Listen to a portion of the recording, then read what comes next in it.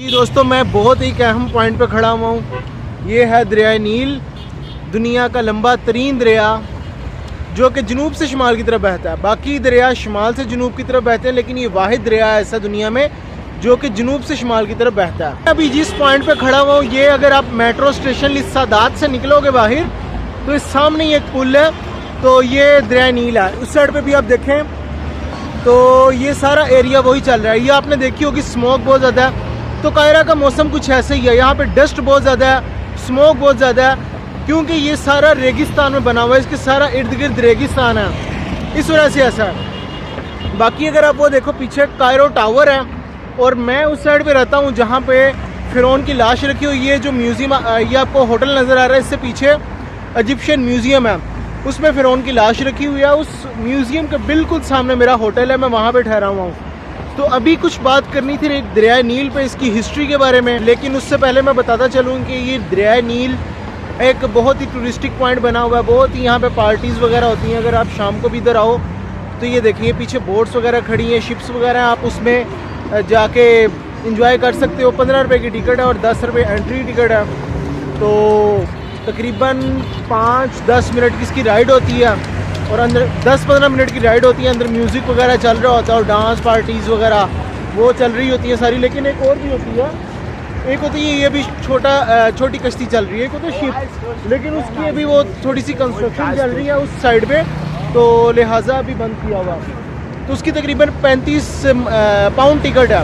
ابھی اس کی اگر ٹکٹ کی بات کروں 15 پاؤنڈ ہے. اس کے علاوہ اس برج کے اوپر بھی بڑا ماحول ہوتا ہے. ابھی اگر میں آپ کو پیچھے سے دکھاؤں تو بھائی جی یہ سارا اس ٹائم انجوائمنٹ کے لیے دنیا آئی ہوئی ہے، اور فل ٹائم جیسے جیسے شام ہوتی جائے گی یہاں پہ فل ٹائم انجوائمنٹ پارٹیاں شروع ہو جائیں. اگر دریائے نیل کے تعارف کی بات کروں تو دریائے نیل تقریباً ہزاروں سال پرانا یہ دریا ہے. اس کی اگر میں حضرت یوسف علیہ السلام دور سے دیکھوں تب سے یہ قصے دریائے نیل کے مشہور ہیں. جیسا کہ عزیز مصر نے خواب دیکھا تھا، اور اس وقت کا جو بادشاہ تھا اس نے خواب دیکھا تھا یہاں کا، تو تب سے یہ قصے مشہور ہے کہ دریائے نیل سوکھ گیا تھا. مصر میں قحط پڑا تھا حضرت یوسف علیہ السلام کے دور میں. انہوں نے پیشن گوئی کی تھی کہ 14 سال تک 7 سال تقریباً یہ بنجر ہو جائے گا سارا علاقہ، اور 7 سال خوشحالی کے رہیں گے. تو یہ جو دریائے نیل تھا، یہ والا دریائے نیل، یہ خشک ہو گیا تھا. تو تقریباً 14 سال یہ دوبارہ لگے تھے ان کو ملک دوبارہ سے ٹھیک ہونے کے لیے. تب سے دریائے نیل کی قصے کہانیاں مشہور. حضرت یوسف علیہ السلام کے دور میں ہوا جو قحط پڑا تھا. اس کے بعد آیا جی حضرت موسیٰ علیہ السلام کا دور. موسیٰ علیہ السلام کے دور میں جب فرعون نے جو کہ اس سائڈ پہ اس کی ممی ہے فرعون کی، تو اس نے حکم دیا تھا کہ تمام بنی اسرائیل کے اور جتنے بھی عبرانی ہیں سب بچوں کو قتل کر دیا جائے. کہ اس کو نجومیوں نے پیشن گوئی کی تھی کہ ایک لڑکا پیدا ہونے والا بہت جلد جو تیری حکمرانی کو ختم کر دے گا. تو فرعون نے کیا تھا، جتنے بھی بچے تھے وہ ساروں قتل کروا دیے تھے. تو حضرت موسیٰ علیہ السلام کی والدہ کو اللہ کی طرف سے الہام ہوا کہ اپنے بچے کو دریائے نیل کی نظر کر دو، تو اللہ اس کی حفاظت کرے گا. تو دریائے نیل میں حضرت موسیٰ علیہ السلام کو بہا دیا تھا، اور یہ بہتے ہوئے فرعون کے محل میں چلے گئے تھے. دوستوں میں نے ویڈیو بند کر دی تھی وہ اس لیے کہ یہاں پہ 2 آدمی آئے تھے، تو انہوں نے آ کے ویڈیو بند کروا دی میری، اور پوچھا جی کون ہو، کہاں سے آئے ہو، اپنا آئی ڈی کارڈ وغیرہ دکھاؤ. کیونکہ میں اردو میں بات کر رہا ہوں، یہاں پہ ہر کوئی بندہ عربی بولتا ہے.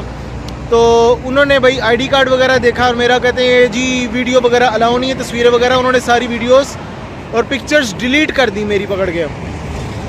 خیر وہ ڈیلیٹ فولڈر میں چلی جاتی ہیں، وہاں سے ریسٹور ہو جاتی ہیں، وہ تو کوئی اتنا مسئلہ نہیں ہے. لیکن مجھے ایک چیز سمجھ میں نہیں آ رہی کس چیز کی یہاں پہ اتنی سیکیورٹی ہے. یا پھر پکچرز اور ویڈیوز وغیرہ ڈیلیٹ کر رہے ہیں. اور کہیں پہ بھی جاؤ، میں ابھی میٹرو میں تھا، چلے میٹرو کی سمجھ میں آتی ہے، میٹرو کے باہر ٹرین آ رہی تھی تو میں نے وہاں کی بنائی. تو مجھے نہیں پتا، میں باقی کافی کنٹریز میں گیا ہوں، بناتا رہا ہوں، کسی نے کبھی نہیں روکا، لیکن یہاں پہ روک رہے ہیں. تو خیر میں چلا گیا یہاں پہ. پھر میں نے آگے پولیس کھڑی ہوئی تھی، تو میں نے پولیس سے بات کی. میں نے کہا یہ کیا الاؤ نہیں ہے؟ تو اس نے کہا نہیں الاؤ ہے. میں نے پھر اس کو سارا قصہ بتایا کہ بھائی ایسے ایسے ہے. تو اس نے کہا کوئی مسئلہ نہیں، آپ جا کے بناؤ، لیکن آپ ایسا کرو کہ ہاتھ میں پکڑ کے کیمرہ ہے اس کے ساتھ ویڈیو بنا لو. میں نے کیونکہ سیلفی کیمرہ پکڑا ہوا تھا، سیلفی اسٹک پکڑی ہوئی تھی. تو اس نے کہا یار یہ چیز نہیں پکڑو، پھر شاید لوگ پتہ نہیں کیا سمجھتے ہیں لائک دس. یہ دیکھیں ابھی یہ چیز پکڑی ہوئی تھی نا، تو انہوں نے کبھی اس طرح کی چیز دیکھی نہیں، یا پھر یہاں پہ کامن نہیں ہے اتنی، تو اس وجہ سے شاید انہوں نے کیا ہوگا. خیر میں نے بند کر دیا. ابھی بات کر رہا ہوں جی دریائے نیل کی بات کر رہے تھے تو حضرت یوسف سے میں نے بات کی تھی. اس کے بعد موسیٰ علیہ السلام کو جب نیل کی نظر کر دی ان کی والدہ نے تو دریائے نیل ان کو بہاتا ہوا, یہی دریائے نیل ان کو بہاتا ہوا فرعون کے محل تک لے گیا. تو پھر فرعون نے جو دودھ پلانے والی دائیاں تھیں ان کو بلایا تو حضرت موسیٰ کی والدہ کو ہی چنا گیا.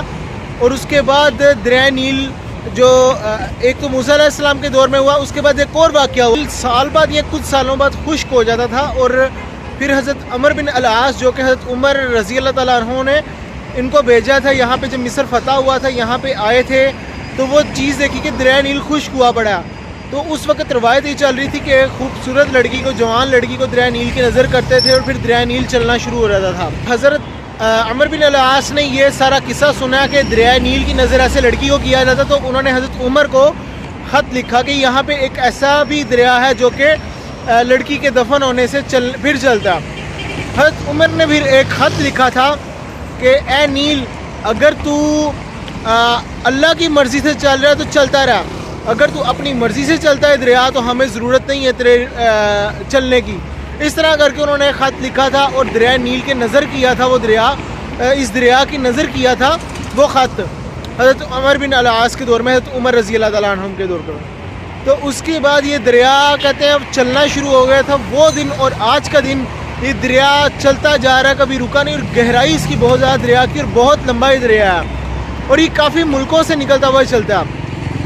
اس کی کچھ طریقی میں نے ہسٹری آپ کو بتائی جو کہ حضرت یوسف علیہ السلام کے دور سے مجھے ذہن میں پڑتی ہے. پھر حضرت موسیٰ علیہ السلام کے دور میں پھر فرعون کو غرق ہونا, پھر اس کے بعد حضرت عمر بن العاص کا ادھر وہ قصہ کہ جو لڑکی کو دفن کرتے تھے وہاں سے پھر چلتا تھا. فرعونیوں کی بات کروں بادشاہوں کی تو وہ دریائے نیل کے ارد گرد ہی اپنے مقبرے اور دریائے نیل کے ارد گرد ہی اپنی رہائش رکھتے تھے.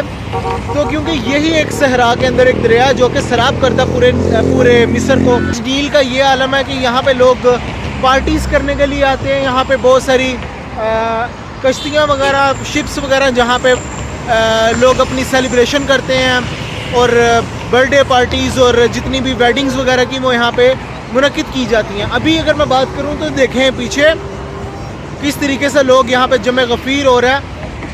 یہ ساتھ ہی ایک کائرو ٹاور ہے, یہ کائرو ٹاور ہے, فیمس کائرو ٹاور. اور یہ دیکھیں ذرا, بڑا یہاں پہ اچھا سین ہوتا ہے, بڑا مزے کا ماحول ہوتا ہے. کوئی بھی یہاں پہ آئے تو لازم اس کشتی رانی کی سیر کرے اور لطف اندوز ہو. اس دریا کی بہت تاریخی حیثیت ہے, تو آپ لازم یہاں پہ آئیں.